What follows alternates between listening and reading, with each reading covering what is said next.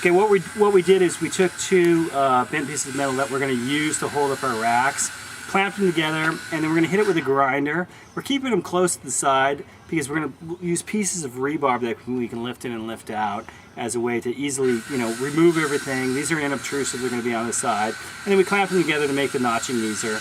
And so Brent's just going to hit it with a grinder right here, and then it'll be done.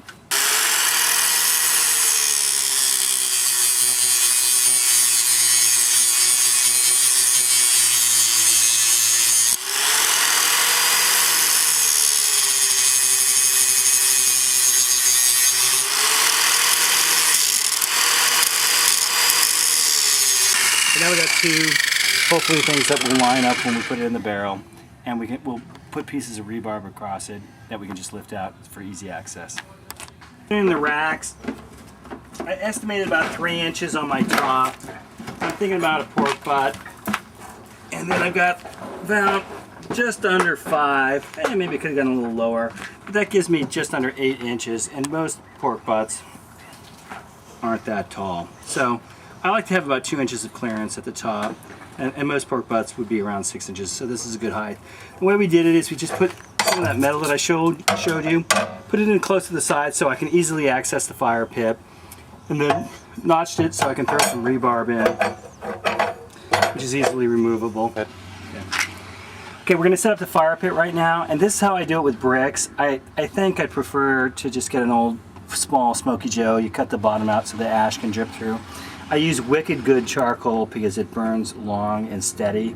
I've got 4 bricks in here, and then I'll take these other bricks and basically build a tower that I'll fill with lump, giving decent gaps in the side so air gets through.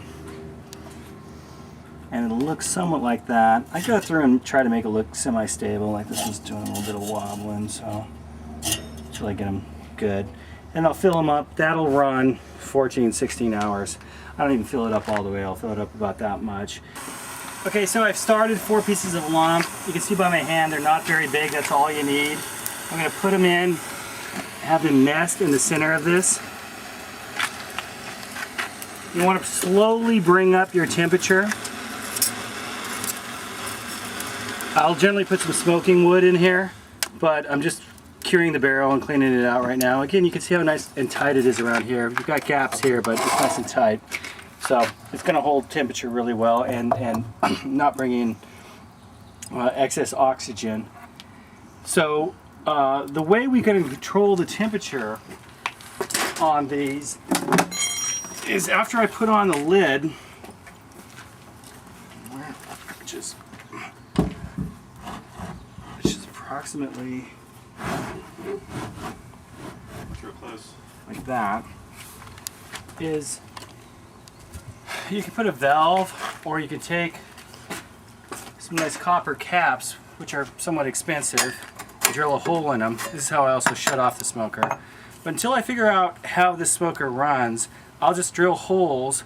Like this one's probably, it's probably 5/8, and put it on the intake like that. And once I figure out how this smoker runs, where I can keep it steady somewhere between 220 and 240, I'll just use that, and then I'll go ahead and invest in a good copper cap and drill it so it looks good. But right now that smoker is going to run. It'll stabilize.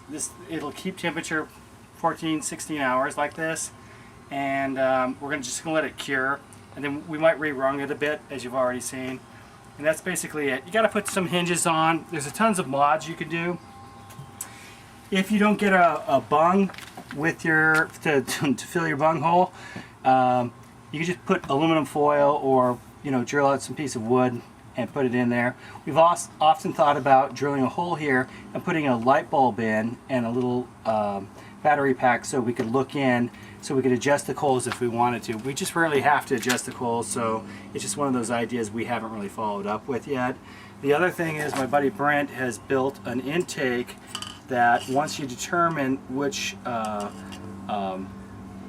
orifice is the correct size for your drafting of your barrel to keep the temperature you want, we put a PDI, which is a temperature sensor control module, attached to a fan, so if it drops below a certain temperature, the fan kicks on, it'll bring it up, so it'll never go out in the middle of the night. And we'll probably make a video about that later. That's it. Thanks.